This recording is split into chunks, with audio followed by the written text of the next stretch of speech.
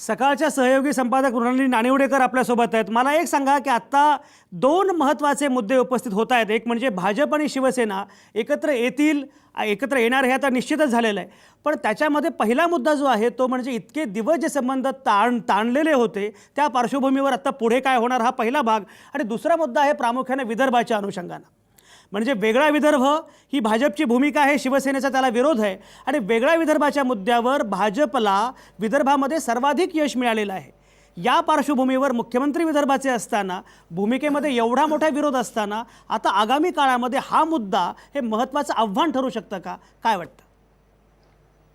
मला असं वाटतं की उद्धव ठाकरेंनी निकालानंतर जी पत्रपरिषद घेतली होती त्यात त्यांनी पहिली भूमिका मांडली की हे सरकार, विशेषतः भारतीय जनता पक्ष, विदर्भाचा मुद्दा आम्ही पुढे नेणार नाही असं आश्वासन देत असेल तरच आम्ही त्यांना पाठिंबा देऊ। आज जी काय चर्चा झाली बंद दरवाजा आड सेना आणि भारतीय जनता पक्षाची, त्यात सेनेच्या नेत्यांनी हा मुद्दा उपस्थित केला का?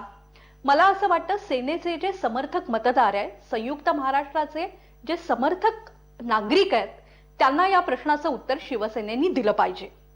दुसरं, देवेंद्र फडणवीस भाऊ ज्याप्रमाणे वारंवार उल्लेख करतात तसे नैतिकतेसाठी प्रसिद्ध असलेले नेते आहेत। राष्ट्रवादी काँग्रेसच्या विरोधात काहूर उठवून त्यांचा अप्रत्यक्ष का होईना पाठिंबा घेणं त्यांना आवडलं नाही। तसंच वेगळ्या विदर्भाच्या भूमिकेबाबत ते कायमच त्यांची मतं ठामपणे, कधी कधी आक्रमकपणे मांडत आलेली आहेत। आणि त्यांनी पंतप्रधान मोदींनी नागपूरच्या लोकसभेच्या निवडणुकीच्या प्रचारादरम्यान जेव्हा घोषित केलं की मुंबई आम्हाला महाराष्ट्रापासून वेगळी काढायची नाही, वेगळी राज्य होऊ देणार नाही, त्यानंतर त्यांनी लगेचच पण वेगळ्या विदर्भाचा मुद्दा हा वेगळा आहे, त्याला आमचा पाठिंबा आहे असं घोषित केलं। सार्वजनिक बांधकाम मंत्री म्हणून जे महाराष्ट्रात प्रसिद्ध होते, जे आता दिल्लीत काम करतात, त्या नितीन गडकरींनी देखील या मागणीला समर्थन दिलेलं आहे। पण अर्थात सत्तेचं जे शहाणपण असतं त्या शहाणपणामुळे भारतीय जनता पक्ष आत्ताच हा मुद्दा पुढे करणार नाही। दुसरं, विदर्भात जे भारतीय जनता पक्षाला यश मिळालं ते वेगळ्या विदर्भाच्या भूमिकेसाठी मिळालं का याबद्दल शंका घ्यायला भरपूर वाव आहे। यावेळेला जे काय मतदान झालं ते काँग्रेस आणि राष्ट्रवादी काँग्रेसच्या विरोधातलं होतं, त्यात वेगळा विदर्भ, संयुक्त महाराष्ट्र हे मुद्दे होते असं मला वाटत नाही। त्यानंतर आपण जो पहिला प्रश्न विचारलात की घटक पक्षांचं काय होणार, मला असं वाटतं की घटक पक्षांना महामंडळ किंवा वेगवेगळ्या खात्यांच्या नियुक्त्या, त्यामधनं सत्तेचा जो सहभाग असतो त्याचा देखील पर्याय दाखवला जाईल। यात राजू शेट्टींचा जो काय पक्ष आहे तो अतिशय संवेदनशीलपणे समोर आला। जागा वाटपाच्या चर्चेच्या दरम्यान त्यांनी कोणतीही मागणी केली नाही, कोणताही अल्टिमेटम दिला नाही, पण त्यांना ज्या काय जागा दिल्या, खरं तर शिवसेना आणि भारतीय जनता पक्ष यांच्यात जागांचा जो काय वाद झाला त्यात यांच्या पक्षाला हव्या असलेल्या जागा हा प्रमुख मुद्दा होता, त्यात त्यांना यश मिळालं नाही। त्यामुळे नैतिकदृष्ट्या राजू शेट्टी आणि सदाभाऊ खोत यांनी काही काळ वाट पाहणं गरजेचं आहे आणि त्यांनी आज या संदर्भात केलेली जी विधानं आहेत ती त्यांच्या या राजकीय व्यवहार्यपणाचा आणि शहाणपणाचा प्रत्यय देणारी आहेत। आता जानकर नेमकं काय करतात, कारण जानकर हे अतिशय आक्रमक नेते आहेत। रामदास आठवले यांच्यामुळे दलित मतांची बेगमी भारतीय जनता पक्षाला मिळणार आहे, म्हणजे शिवसेना त्यांना ऍडजस्ट करत नाही हे लक्षात आल्याबरोबर त्यांना राज्यसभेत पाठवलं गेलं। मग त्या निमित्ताने जी काय 2 ते 4% दलित मतं मिळू शकतील ती संधी भारतीय जनता पक्ष कसं साधणार? समजा महाराष्ट्रातल्या नेत्यांनी विनंती केली की पंतप्रधान या नात्याने नरेंद्र मोदींनी त्यांना केंद्रीय मंत्रिमंडळात समाविष्ट करून घ्यावं, तर मोदी ते ऐकतीलच का हे सांगता येत नाही, कारण मोदी हे कोणत्याही गोष्टीचा दबाव न मांडणारे, फारशी दयामाया न दाखवणारे नेते आहेत। त्यामुळे घटक पक्षांना कसं बरोबर न्यायचं हा खरं तर प्रश्न आहे। प्रताप थोरात बरोबर मी येतो प्रताप थोरात, मला सांगा, बेसिकली गव्हर्नन्सच्या मुद्द्यावर एकूण ही निवडणूक लढवली गेली असं या म्हणतात आणि हे बरोबर पण आहे।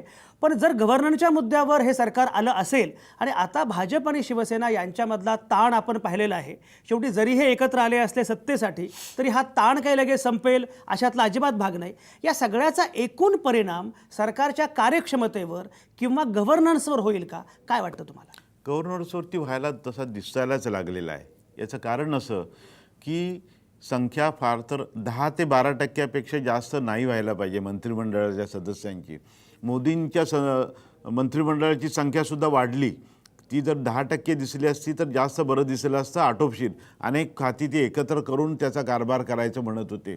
तसंच महाराष्ट्रामध्ये दिसतंय सर्व पक्षांना काही ॲडजस्ट करता येणार नाही आहे का तुम्ही एखाद्या विचाराला किंवा एखाद्या अजेंडाला पाठिंबा दिलेला असतो. मृणालिनीने आत्ता जे सांगितलं की ते बरोबर वाटतं मला की त्यांना कॉर्पोरेशन्स किंवा काही अशी काही महत्त्वाची कॉर्पोरेशन त्यांना काही देता येईल, कारण ते निवडूनच आलेली माणसं नाहीत, त्यांना निवडून आणता येणार नाही आहे, नव्हे तशी काही स्थिती नाही उपलब्ध. दुसरा भाग असा की तुम्हाला काही इम्पॅक्ट म्हणून करावं लागेल ना. लोक खरं तर तुम्ही 2 महिन्यामध्ये अँटी इन्कम्बन्सीच आता बिल्डअप केलेला आहे या सरकारनं या गेल्या 1.5 महिन्यामध्ये. आता त्याच्यावरती तुम्हाला उतारा देऊन तुमचं राज्य हे काम करते असं दिसायला पाहिजे.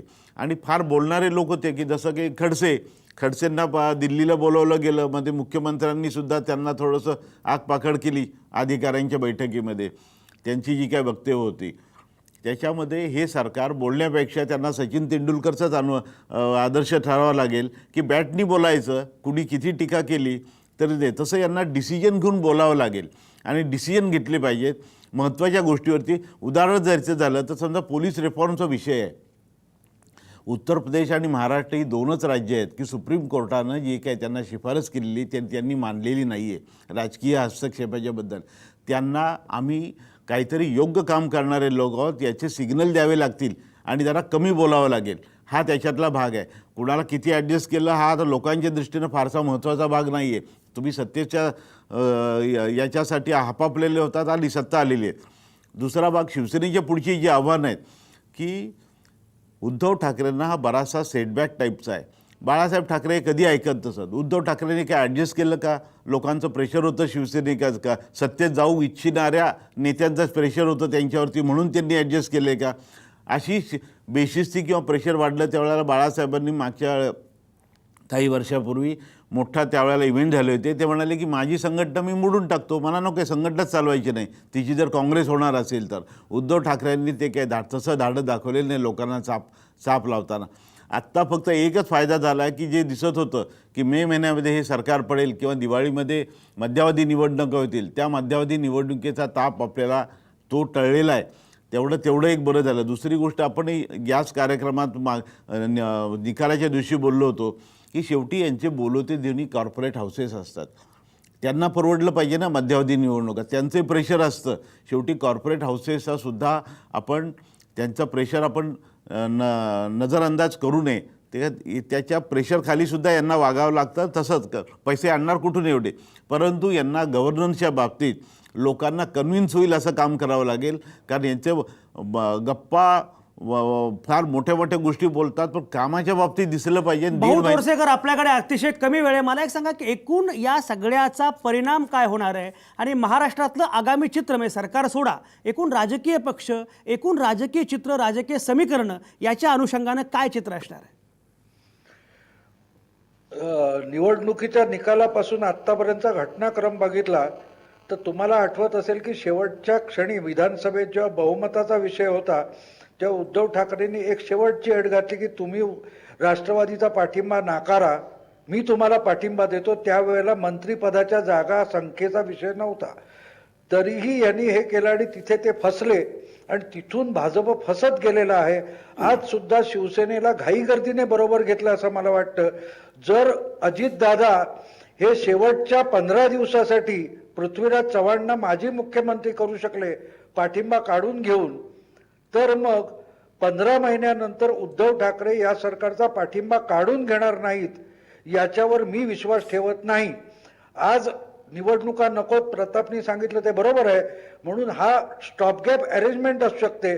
पण विजयाची झळाळी किंवा ज्या मतदारांच्या सदिच्छा होत्या त्या या 1.5 महिन्यात भाजपने गमावलेल्या आहेत. तो जो ग्राफ खाली आलेला आहे तो आणखीन 1.5 वर्षानंतर तो जाईल.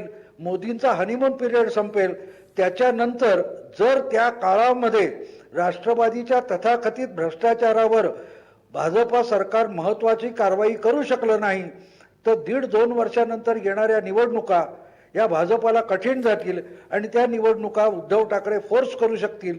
कारण त्यांनी दिलेला पाठिंबा ते कधी मागे घेऊ एकूणच शकतात. राज्याच्या ते भाजपात राज्याच्या सहभागी राजकारणावर झालेले बरोबर भाऊ तोरसेकर, एकूणच राज्याच्या राजकारणावर अतिशय मोठा परिणाम करणारा असा सगळा घटनाक्रम आहे. भाजप आणि शिवसेना एकत्र आलेले आहेत, आता मंत्रिमंडळाचा विस्तार होतोय. पण हे सगळं जरी होत असलं तरी सुद्धा आपल्याला एकूण आगामी राजकारणाविषयी काही वेगळं भाष्य करता येणं शक्य. राज्याला स्थिर सरकार मिळालं, इतिहासाचे अवघड ओझे डोक्यावरी घेऊनी ना नाचा, पदस्थल करुणी त्याचे वरती चढुनी भविष्यवाचा, असं आमच्या विंदांनी म्हटलंय. आता तरी खाविंदांनी ते ऐकलंय.